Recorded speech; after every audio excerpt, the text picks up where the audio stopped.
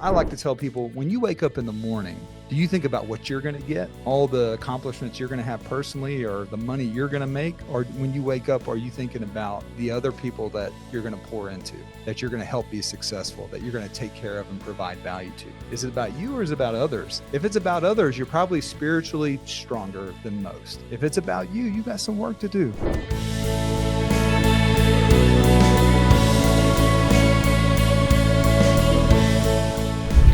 Hey, Uncommon Leaders, welcome back. This is the Uncommon Leader Podcast. I'm your host, John Gallagher. I'm pretty jazzed up the conversation I'm going to have with you today. More than not just me, but more than anything else, the guest that's joining us, Skyler Williamson, has got quite a story to tell. From his development as a professional baseball player to his time serving in the military, and he's got quite a story to go with there with regards to being a part of the 1st Cavalry and the 82nd Airborne Group. And now to his successful career as an entrepreneur in the real estate world. Very successful career as those things are measured. And it just so happens that he's now moving with all of that into the wonderful world of being an author. He's got a book coming out that we're going to talk about today called The Steady Leader. And I'm excited about the conversation we're going to have. You know, this book kind of provides some pretty practical models and frameworks that you can use as a leader in everyday life, regardless of whether you're just trying to improve a personal goal in your own life, whether you're trying to develop yourself as a professional or develop your team. And we're going to talk and your organization. We're going to talk a good bit about that as well. So, Skyler Williamson, welcome to the Uncommon Leader Podcast. Great to have you on the show. How you doing? I'm good. I'm grateful to be here. I'm glad you are here as well. Well, I'm going to start you off, and I know you can handle pressure pretty good, but let's just get you right into this thing. Tell me a story from your childhood that still impacts who you are today as a person or as a leader. That's an interesting question. I will say, when I tried to come up with a title for the book, the first thing I did was ask myself, well, what makes me special to this world? What makes me unique to my family? What do my soldiers value about me? What do my teams that I lead now, what do they value about me? And I said I'm steady, right? And that's why they love me. That's why my wife loves me, my kids, my teammates, and so if I just think about a story from my past that maybe made me more steady than not, it reminds me of Pop Warner football. Okay. And I was blessed to be one of those kids whose fathers coached them at the same time. And so until I got to high school, my father was one of my football coaches. And I love football because I love to hit people. I was a really nice kid, but on the football team, I left it all out there. And so I threw my body around, and I played tackle football since I was 5 years old. I know nowadays we don't do that anymore. We protect our kids' brains, but there was no protecting my brain at the time. From the time I was 5 and I could strap it on, we played tackle football. And I remember in one of my games early in my football career, I got hit and it hurt and it knocked the breath out of me. And I just laid there. And so my dad ran out there and, like he would any player on the team, but he ran out there to me and he asked me if I was okay. And I was able to talk at that point. I said, yeah, I'm okay. It just knocked the breath out of me. And he said, well, let me tell you something.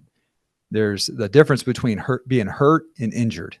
If you're injured, I will run out here and I'll carry you off the field. But if you're hurt, I expect you to get back up.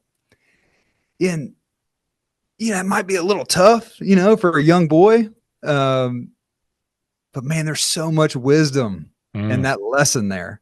And at the time, to me, that just meant, well, I can't lay on the field anymore. To the point where I tore the ligaments in my right knee when I played high school football, and I tried to get up and walk off the field. And, when you don't have ligaments in your knee, your leg collapses.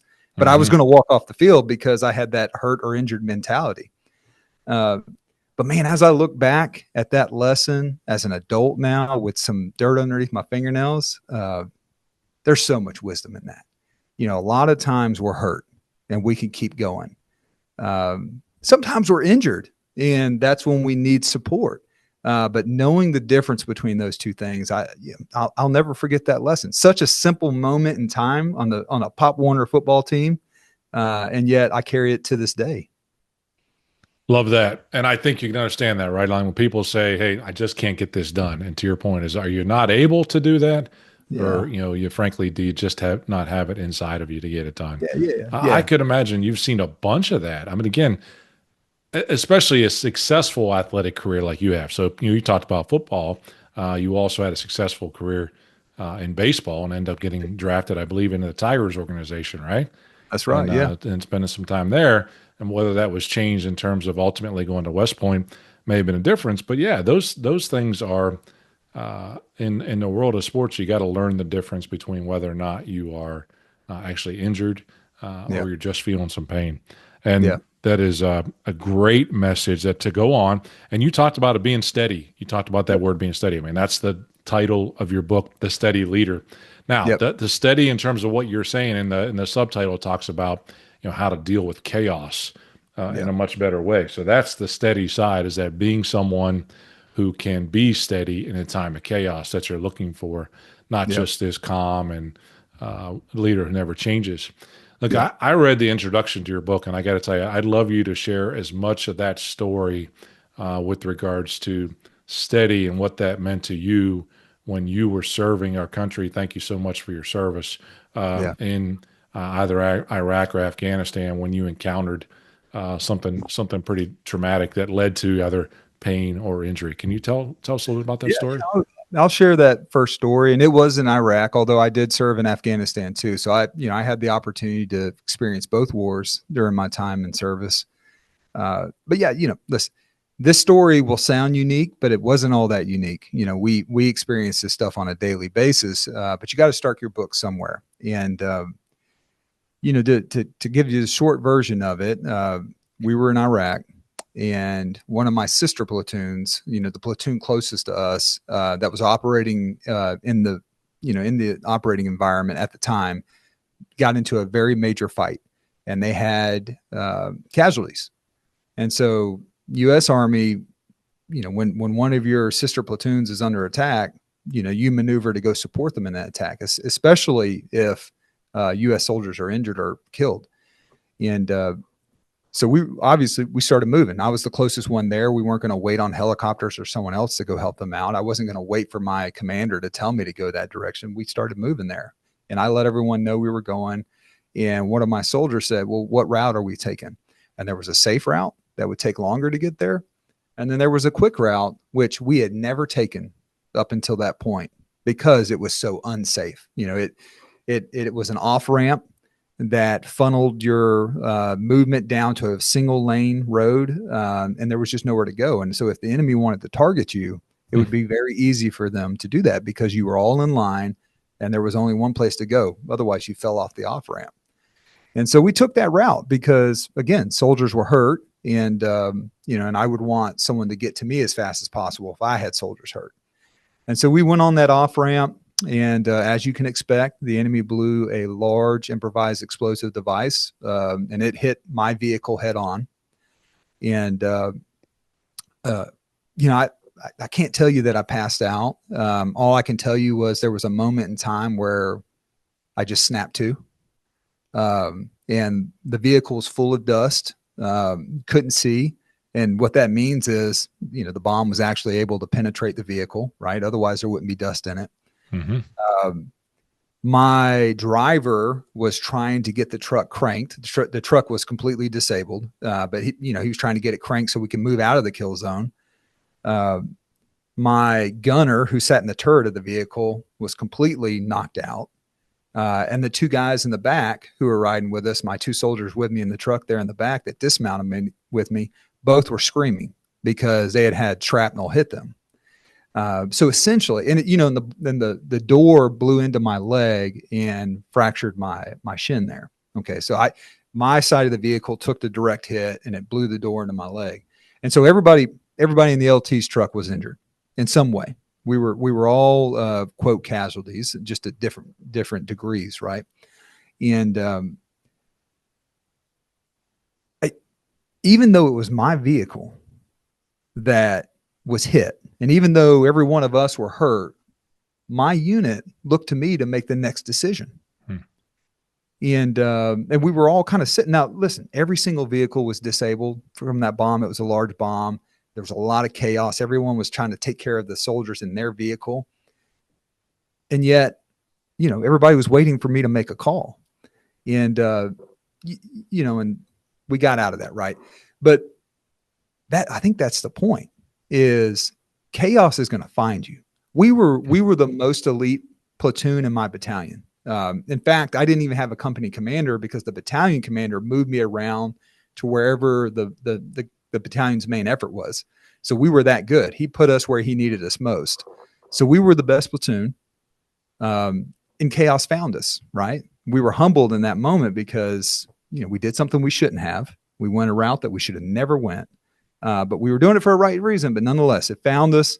And, hey, leader, you still got to make great decisions, even when you're hurt, even when your assets don't work, even when you can't see because there's so much dust in your eyes.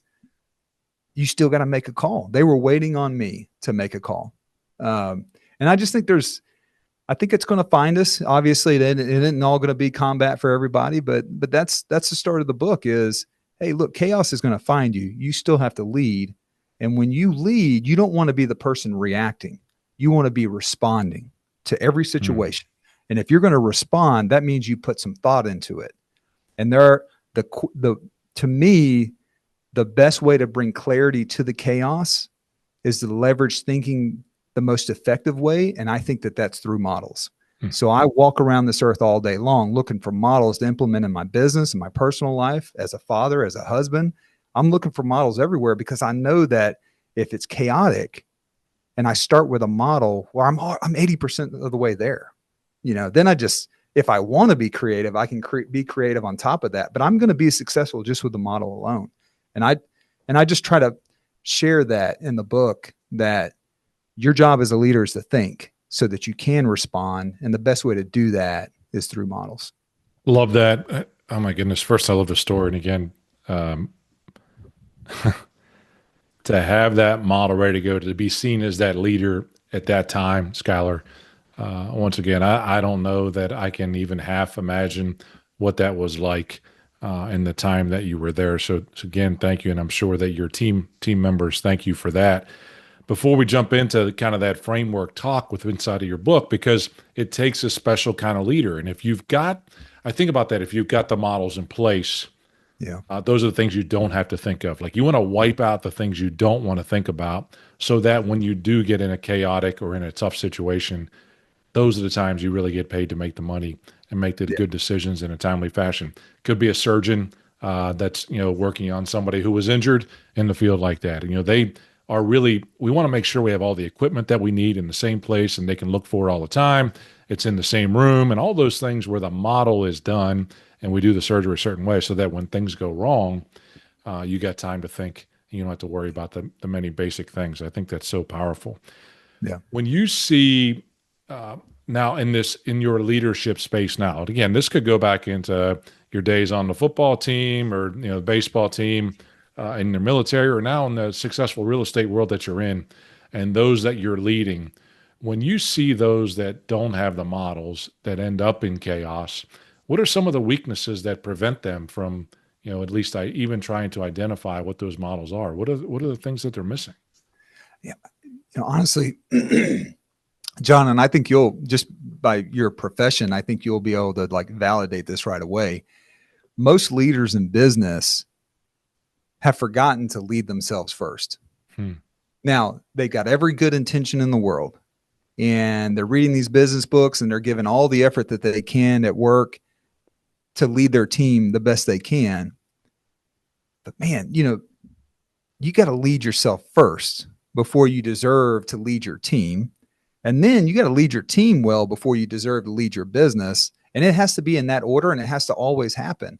And so to lead in your business really well, I think you got to be extraordinary at leading yourself, because your team doesn't deserve the leader that shows up that's unpredictable, because some days they have a bad day. Some days, they're riding the stars. They're so high. They need someone that's going to show up every day, prepared, thoughtful, caring, loving, and consistent. And that's where trust shows up. If you can show up every day, the same productive, thoughtful, motivated, caring, loving leader, they're going to bring you ideas. They're going to fail, and it's okay. They're going to bust their butt, as much as they can. I mean, they're just going to show up. They're going to show up because they know that you care about them, and they're going to do more than just collect their paycheck. They're going to give you what they have, and they're going to enjoy it while they're there with you, and they're going to be thoughtful just like you. And I think that all starts with you leading yourself first. And I think the ones that fail aren't doing that real well, in some capacity. Hey, listeners, I want to take a quick moment to share something special with you. Many of the topics and discussions we have on this podcast are areas where I provide coaching and consulting services for individuals and organizations. If you've been inspired by our conversation and are seeking a catalyst for change in your own life or within your team, I invite you to visit coachjohngallagher.com/free call to sign up for a free coaching call with me. It's an opportunity for us to connect, discuss your unique challenges, and explore how coaching or consulting can benefit you and your team. Okay, let's get back to the show. When I think about that, Skyler, and the idea of choosing as the leader that you don't already have all the answers. So, frankly, the barrier is pride, right? Yeah. That gets in the way. I already know all this stuff. I don't need to get better. I've been given the leadership title. I've already arrived, and I don't have to worry about that. And you touch on it in your framework early on inside the book, where you talk about its development of self first. Yep. Once you do that, then you can develop your team. Then you can develop your organization, which ultimately leads to the impact, long-term impact, especially that you really talk about in the conclusion of the book, that you have on people's lives. Yeah. So there's a model to really start to go by: the develop self, develop team, develop your organization, resulting in the impact that you want to have. Great model to have. How is it that you then develop your own personal leadership, Skyler, on a regular basis? What do you do? What are some disciplines that you do that are important to develop self? Yeah. Well, I'll share two of them. And you cut me off if I'm too long-winded. Okay. This is kind of summarizing two chapters. But I think they matter. Right. And, look, sure. The first chapter is all about vision and purpose, and there's lots of books out there on that. And I'm happy to share my approach to that. But we have this chapter called Combat Ready. All right. And if you're a military unit who's combat ready, when given a mission, you can execute right away. You got your resources, you're trained, you got your personnel, you're ready to go. To me, when you're leading yourself and you're asking yourself, are you combat ready? What you're asking yourself is, am I healthy enough personally to go lead? And I think of health in three ways. I think of it as mental health, physical health, and spiritual health. And to me, mental health is a growth mindset, and that you're pouring into yourself all the time with the idea that I've got to be better, consistently better, if I want my organization to grow. At some point, as John Maxwell says, you will be the lid of your business if you don't continue to grow. And you know what? The lives that trust on me to continue to grow our business and the opportunities for their personal lives, I'm not going to be that limiting factor. It won't be me. It could be them. It isn't going to be me. And so I'm going to grow every day mentally.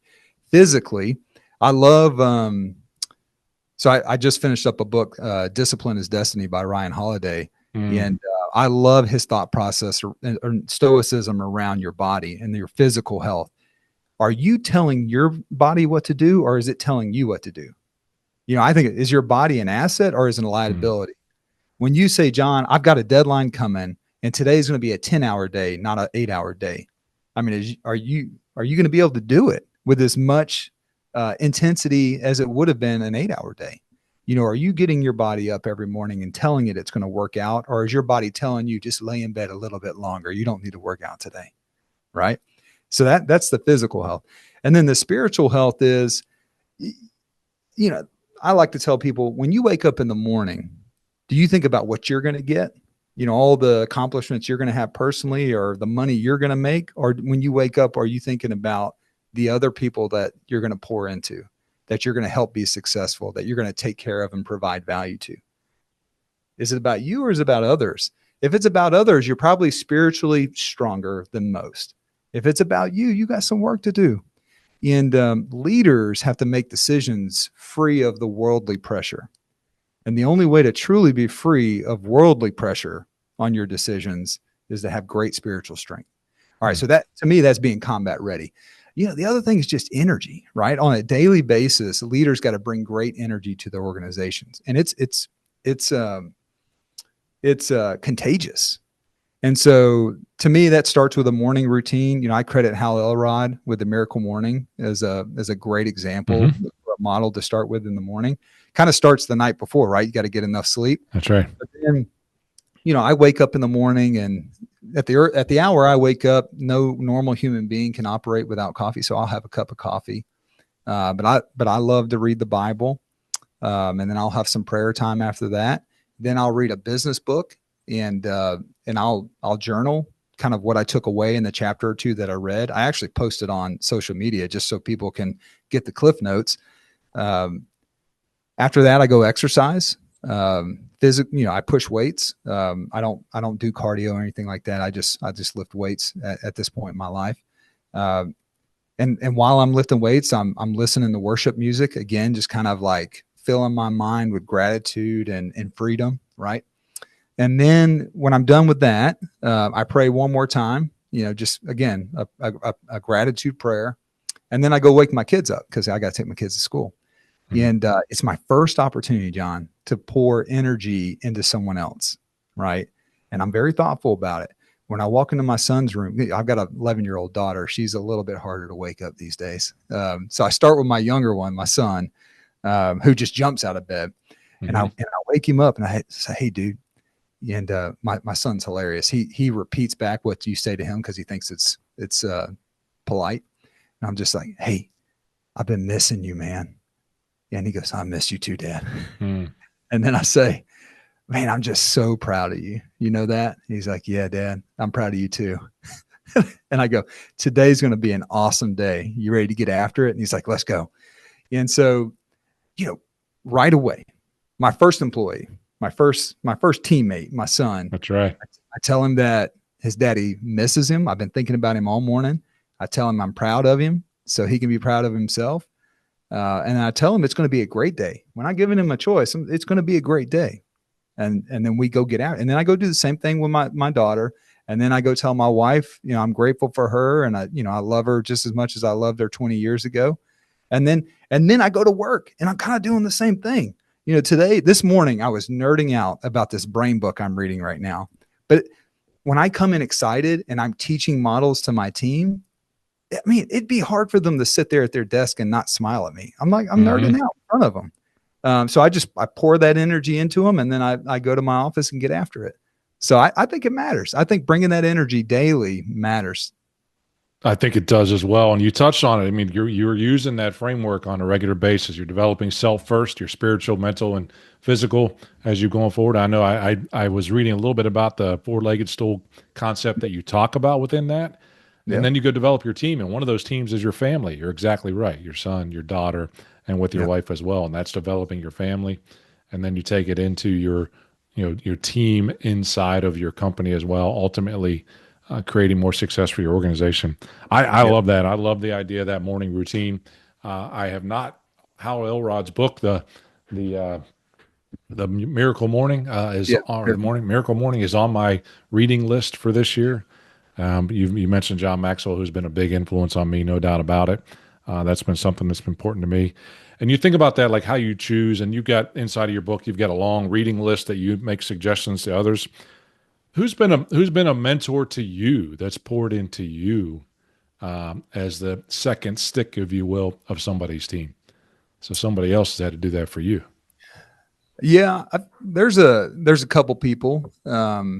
Some of them know more than others that they've been that for me. And then obviously I read like crazy. So I get mentors, whether they know it or not, through my book, or, through the books that I read. And, I kind of hope my book is a mentor for someone down the road too. But, I learned a lot from Gary Keller. And he's a man of models. And he was the first one to interpret Tony Robbins teaching models to me And then he shared a bunch of his models to me. And that the idea of models was taught to me all throughout West Point and all throughout in the military, but no one taught it to me that way. I didn't grab a hold of it. We called them standard operating procedures. And I just saw it as a part of my job. Well, when Gary pointed it out that the world is run on models, and then I heard Tony Robbins and some of these other really talented people talk about it, I just got it. And I grabbed a hold of it. And then that way, when I read a book, I'm reading for the model. When I go into the grocery store, I'm like, well, what's the model that these folks are using to get all these customers in here? I'm thinking all the time about this stuff. So he was one of them. My first business coach ever. I call him my rich dad. He taught me how to invest. He taught me how to translate what I did in the military to business as you and I know it today, the civilian world business. And, and I didn't know how to invest until him. That's why I call him my rich dad. And he's wealthy. So he knew what he was talking about. Mm-hmm. So he's had a big impact on me because he helped me change my vernacular to relate to the rest of the world and identify a good deal when there's a good deal to be had. And then my father. My father is the sweetest, most loving person that I know. And he's one of the most selfless men I've ever met in my life. And just works. I mean, he just works so hard. To this day, he works real hard. And I could go on probably, but those three are the biggest probably mentors that I have in my life today. I mean, my pastor is a mentor of mine, obviously in the spiritual world. But yeah, I mean, we have different pastors for different legs of that stool, right? In terms of what that is. You've got a spiritual mentor. You've got, the physical side. I'm sure there are other, people in the fitness world that you model yourself after as well in terms of what you're putting through there. And then you're frankly, as a dad now, you had a model of your father as well, getting you ready for that. And you're right. Some of them don't know they're your mentor. They may never know that. Because they're the authors of books that you read that you may never get a chance to meet them and tell them, but they are having an impact. Absolutely. I've got a lot of pride in being coachable myself. I had the blessing in life that I was never the best at sports until the very end of my career. I kind of peaked right at the right time. But when you're never the best and you want to be the best, you do what the coaches tell you to do and you work hard at it. And so I always, from the time I was 5 till to this day, I've always valued coaching. I value mentors. I value consultants, who come in and solve specific problems for you. I value all these relationships because I'm humble enough to know that there's an enemy out there. Although they might not be as good as you head to head, but when you're on their battlefield, they can take you. And I know that. So I'm always open to learning from anybody I talk to. I mean, you'd be silly not to be open to that. Absolutely. I look at this, Skyler, and I think about this. One of the expressions you used in the book with regards to models and even mentors and models, maybe together, the overlap, was standing on the shoulders of giants. And you kind of compared it to innovation as well. You're like, if the model's already out there, right, there's no reason to kind of reinvent just for the sake of inventing. Tell me a little bit about that concept, standing on the shoulders of giants, and what you mean by that. Yeah. Again, in the concept of the eyes of a model, listen, I can't take credit for that. That's a Tony Robbins saying. But there are giants. There are people in business that have come before us, right? I'm in real estate. We've been doing real estate since America was created, right? Mm-hmm. And there have been plenty of people that are successful in developing and selling real estate.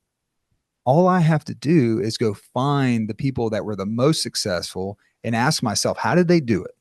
Write down the model and then say, okay, with this model in mind, with my strengths known and my gifts and where my passions lie in life and where I want my business to be in the future, what parts of this am I going to start with? And then I will start with a successful model that all I did was copy it. I just duplicated it and I applied it to where my strengths lie. Once you have that in place, there's going to be some measure of success that you're already going to have, that all you did was duplicate.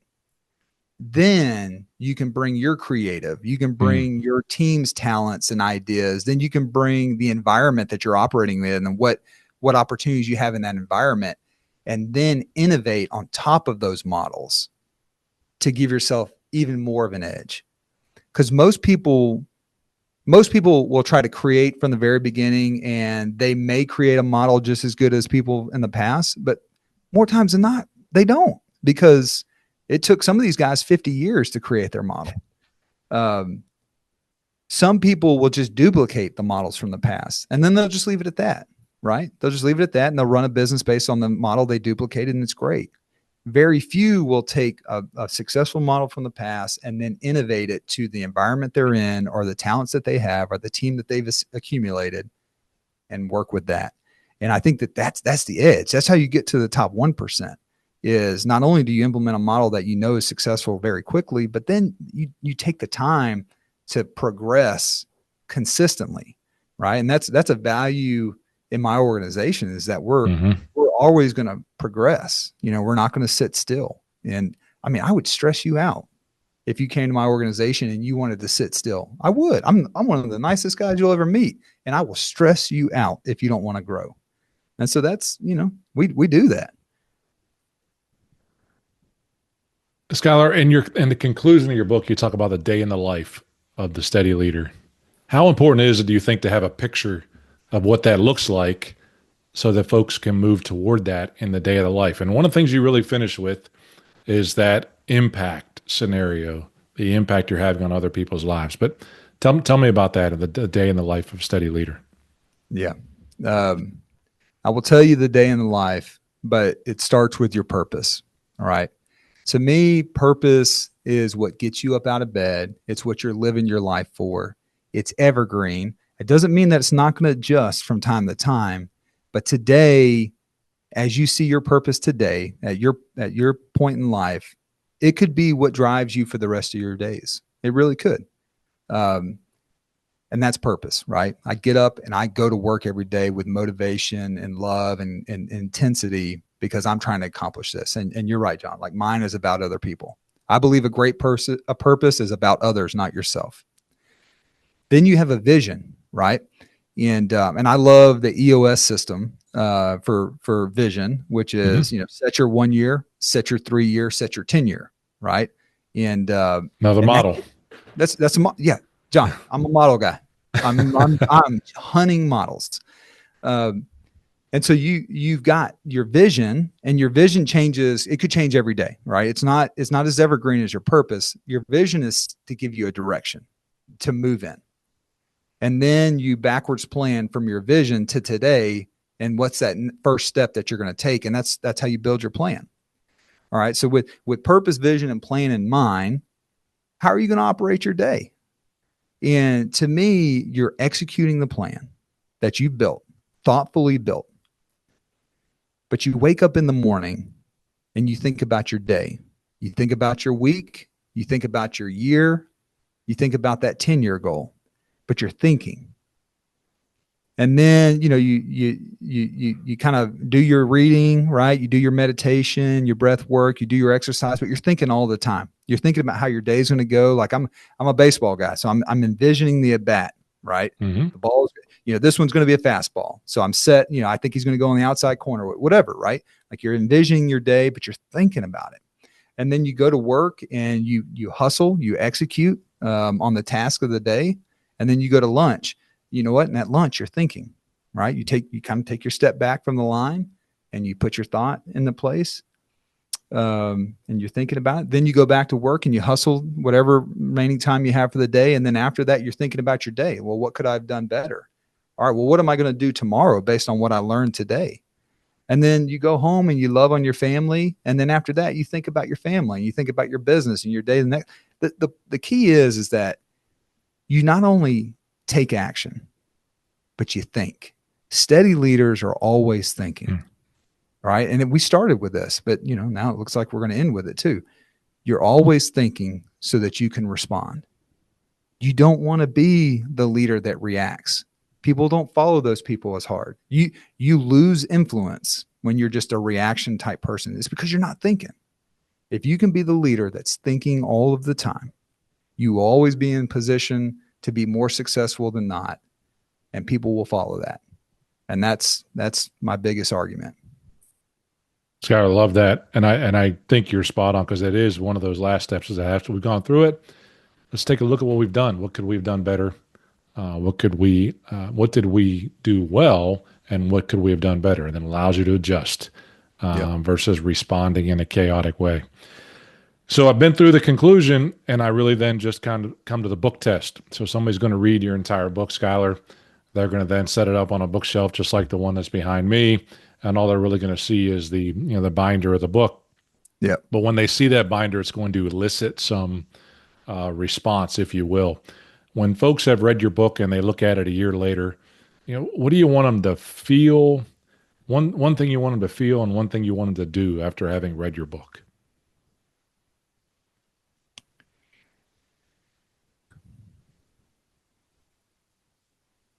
Well, I'd love for them to feel motivated. And if I were to say a feeling right after that, clear. I want them to feel motivated that there is a way to go get better. And here, and this book is a way to go get better. And then I want them to feel clear in that we know what we can do in a chaotic moment to take control back, and, I hope that my words give them that clarity. What I want them to do, and I kind of start the book, and who the book is for. It's for leaders that want to leave this world a better place than they found it. I want people who are good people that choose to be leaders, to be grateful to be a leader, and then to take care of those lives that they lead in all ways, professionally, financially, spiritually. I want them to take care of the lives that they're responsible for beyond the business that they're in, their personal lives, everything, their health. And by doing that, I know they're going to leave a legacy in that person, and that person and the person that reads the book, they're all going to go make the world a better place. If we look at all of our leaders today that get all the headlines, how many of those will we say are steady leaders? I want steady leaders, and I want people that live their lives for others, and I want them to leave them better than they found them. Love that. Thank you for sharing that. Skyler, where you want them to go to get the book, A Steady Leader, because they need to go do that, where they need to go to get it, and where do they need to go to stay in touch with you as well? Yeah. So you can find the book at thesteadyleader.com. We have a site set up just for that book. If you just go to SCHUYLERWilliamson.com, you can see all the businesses we're working on and how you can interact with us at a professional level. And then every morning I post on LinkedIn and X, my morning journal post. So if you're not a big reader, but you want to pick up the Cliff Notes chapter by chapter, just go read what I post in the morning on LinkedIn and X. And I'm the only Skyler Williamson that spells my name the way it is in Austin, Texas. So if you type my name in and you search Austin, I'm the only guy there. So it's unique enough for that. Excellent. Yeah, Williamson may be basic. We get Skyler, and we'll put the spelling correct. It'll be in the title, and on the YouTube video, it'll be up on there. It's right there on the screen as well. So we'll be good to go. Skyler, I have appreciated our conversation today. I've learned a bunch, and I know that the book is going to be successful in all the ways that you want it to be. I look forward to seeing it listed as bestseller after it comes out and has its time that it needs to get there. Depending on when you listen to this podcast, folks, be sure to go out there and get a copy of it regardless. Skyler, I want to finish our conversation by giving you the last word, but I'm going to give you a billboard, and you can put any message you want to on that billboard, and frankly, put that billboard anywhere you want to. But what's the message that you're going to put on that billboard, and why do you put that message on there?